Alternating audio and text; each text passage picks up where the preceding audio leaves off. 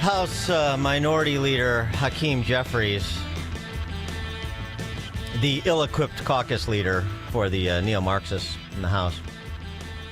He's spiking the football after the vote on that Virginia redistricted map, which would ostensibly move the balance of the congressional delegation of Virginia from 6-5 Democrat to 10-1 Democrat. Not so fast. A circuit court judge has blocked the certification of those results.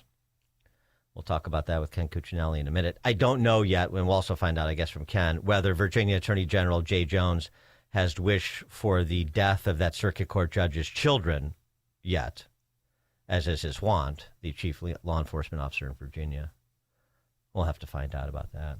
But back to Hakeem Jeffries. He's spiking the football, and he's already moving on. He's moving on to Florida, and he's got a message for Ron DeSantis. FAFO. Our message to Florida Republicans is F around and find out. If they go down the road of a DeSantis dummy-mander, the Florida Republicans are going to find themselves in the same situation as Texas Republicans, who are on the run right now. And under no circumstances are Texas Republicans picking up 5 seats. They'll be fortunate if they get 2 or 3. While in California, we are going to get all 5. The Republicans are dummy-mandering their way into the minority before a single vote is cast, because they started this war, and we're going to finish it. The electoral tide is turning in Florida. Mm-hmm. You can imagine how intimidated Ron DeSantis is by those remarks from Hakeem Jeffries. Well, you don't have to imagine, because here's DeSantis responding. This guy Jeffries popping off in Washington about Florida. He wants to be Speaker of the House. And he's kind of like, more liberal than Pelosi and all this other stuff from New York City. I just want to know, Florida can't do, we're going to go after Florida. Please be my guest. I will pay for you to come down to Florida and campaign. I'll put you up in the Florida governor's mansion. We'll take you fishing. We'll do all this stuff. There's nothing that could be better for Republicans in Florida than to see Hakeem Jeffries, everywhere around this state. Voters will not like what they see. They will not want that type of ideology. And so the door is open. The invitation's out there. I don't think there'd be anything better for the Republican Party of Florida but to have Jeffries there. Now, I kind of feel bad for the guy because he's as left as they come. He's always going left. And yet the far left hates him. They call him a dollar store Obama. They call him AIPAC Shakur, all these different derogatory names that they do. And so he's tried to ingratiate himself with but they're just not drinking the Kool-Aid, and so they give him a hard time. So I kind of feel bad for that. But please be my guest to come down in Florida. We would love to have you. Any questions? I agree, and I'm happy to be an ambassador to squire him around Southwest Florida. I'll take him to Seed to Table, meet Alfie Oakes, take him out to Old Florida, play around the golf, meet my fellow Old Floridians. I'm sure they would be love to hear chapter and verse from Hakeem Jeffries about how he's turning the electoral tide in Florida. For more on all this, we're pleased to be joined by Ken Cuccinelli, National Chairman of the Election Transparency Initiative, former Attorney General of the state of Virginia in his own right, and former Deputy Secretary of the Department of Homeland Security. Ken, thanks for joining us. Appreciate it. Yeah, always a pleasure. Good to talk to you. Yeah. All right. So has Jay Jones wished for the death of anyone's children at this point? No, not yet. He's just wishing that this appeal could go to the Fourth Circuit instead of the Virginia Supreme Court, where he's likely to lose. Well, so handicap, tell us what's happening with the litigation surrounding the vote on Tuesday. Yeah, so the Virginia Supreme Court in February got one of the many challenges to this referendum, and they said, look, we have an over 100-year-old precedent that courts are not to touch these referenda until the vote is over. So they weren't ducking. They were following over 100 years of legal precedent in Virginia. A good analogy is it's the people voting on the referendum is like the governor signing or vetoing a bill. That's the end of the legislative process. And you don't sue. Look, I'm going to sue on the assault weapons ban that they're rolling through in Virginia, but I don't get to do that until the bill is final. Same idea. So it had to wait for the Tuesday vote. After outspending our side 3 or 4 to 1, we'll see when all the numbers come in. They won by 2 or 3 points and overturned a 2-to-1 constitutional amendment, by which I mean 5 years ago, we set up our bipartisan commission in Virginia by a 2-to-1 margin of the people. That's what they had to overcome with all their money. But they were so desperate and brazen, frankly, legislative gangsta style, to do this, that they jammed it through in ways that violate the Virginia, not federal, Virginia Constitution in 4 different ways. And some of them are so brazen that I think we have a 7-person Supreme Court. It's 4 Republican appointees, 3 Democrat appointees. I think this could be a 7-0 ruling on some of those issues. So I do. And briefing is due in the Virginia Supreme Court today. They're going to have an oral argument on Monday on 2 of the 4 constitutional issues. So this is going to move very quickly. And I would predict that the referendum is thrown out by the Virginia Supreme Court sometime in May. You mentioned him wanting to get it to a federal court. Is there any basis? Does this No. Implicate any federal issues that could allow the Jeffries to get it to federal court? No, the problems, the big brazen problems here are with violating the state constitution. Like a lot of states, Virginia requires passing a proposed amendment twice through its General Assembly on each side of a state election.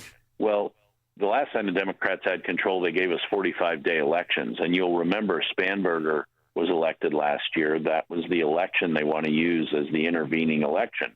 Their problem is voting started September 19th last year, and they didn't pass this proposed amendment for the first time until Halloween, after over 1 million people had already voted in their 45-day election.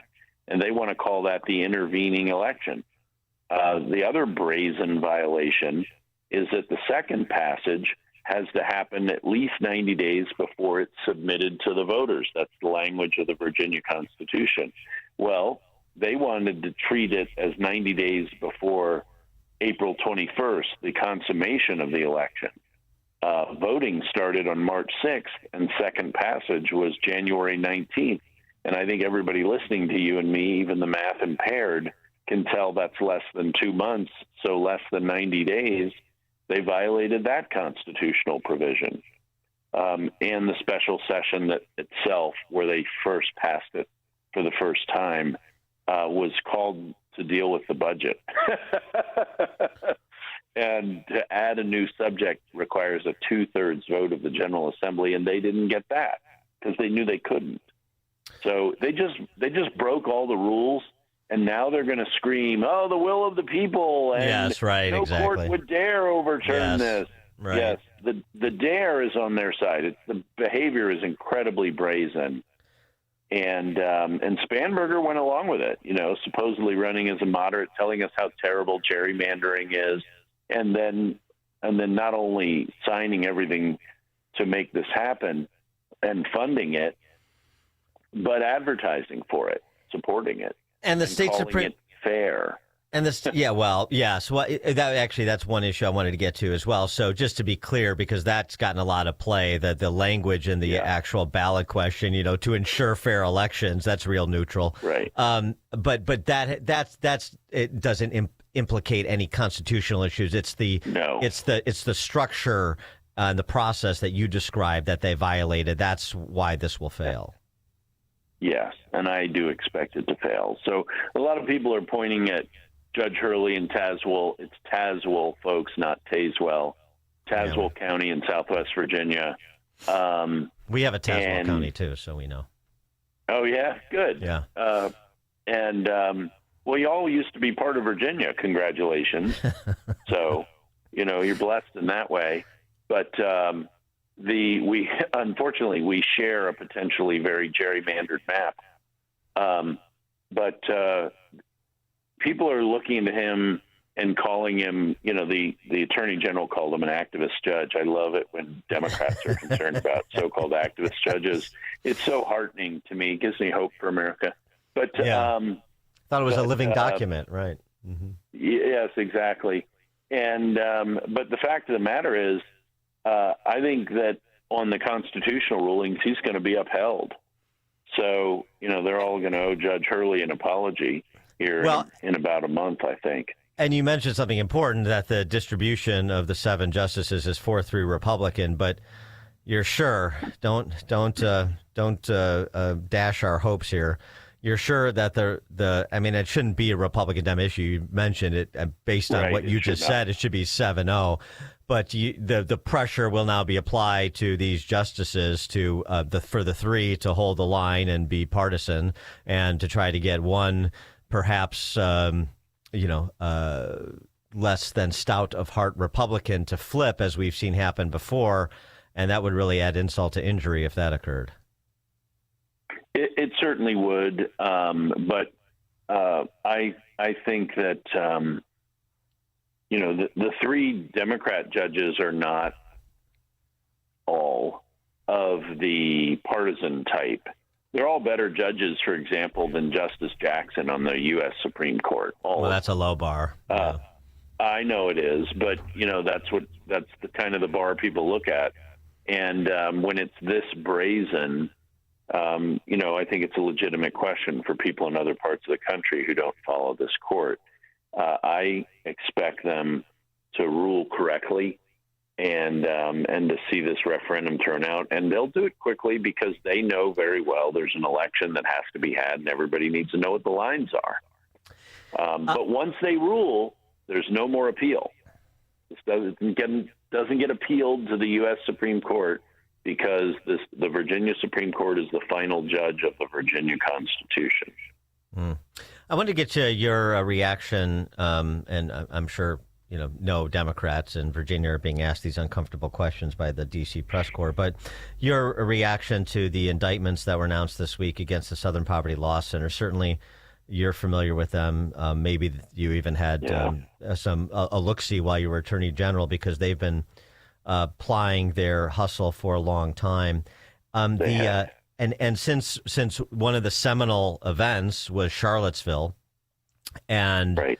And they had a false flag operator being paid to organize the Charlottesville that has been central to what the Democrats have to say for the last 3 cycles.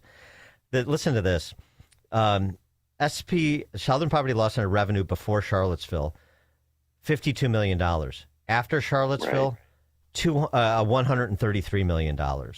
And a great investment. Yeah, exactly. Right. Exactly. Yeah. And there's some suggestion too. I've seen data flying about. I can't verify this independently, but that they have offshore accounts, the Southern Poverty Law Center, that could bring their total assets under management, if you will, to almost $800 million. Yeah. Yeah. And honestly, I wouldn't be surprised if you started seeing some donors sue them for fraud. And to cover their behinds, if nothing else. Yeah. To cover their own behinds. That's exactly right. And but if you're at the Southern Poverty Law Center, they've had some internal feuds over the years, and I'm sure that while this pattern of behavior was part of it, the fund the hate to fight the hate. Talk about a fraud scheme of massive scale, and an organization that had historically done a lot of good. If you go back really to before we were born, but since we were born, it's been the other way. They've been scrambling quite successfully, frankly, if you judge criminality, quite successfully to grow and expand their power, frankly. I mean, look, the whole Biden administration was tripping over themselves to get advice from the SPLC over every little thing they could think of. I mean, these folks were in the Justice Department. They were virtually directing the Justice Department in the Biden era. And that kind of behavior reaches back to the Obama presidency as well and beyond. So and Clinton, and this is going to be an extraordinary unfolding. They are headquartered in Alabama. Right. And I have tried to get people who they have defamed to file defamation cases against them. But nobody wanted to, even in Alabama, nobody wanted to go up against an $800 million gorilla. Well, we'll see if some people are willing to do that now. Ken Cuccinelli, former Virginia Attorney General, National Chairman of the Election Transparency Initiative, former Deputy Secretary of DHS as well. Ken, thanks as always. Appreciate it. Yeah, good to be with you, Dan. Good to have you. And Ken joined us on the alphawealthgroup.com answer line. There's only one radio show in Chicago talking about today's biggest stories and telling you what they really mean. That show is this one, Chicago's Morning Answer on AM 560, The Answer. If stairs in your home are becoming difficult, there's a practical solution, and it doesn't have to come with pushy salespeople. Access provides dependable stair lifts designed to help you stay safely in the home you love. No gimmicks, no overselling, just honest guidance, quality equipment, and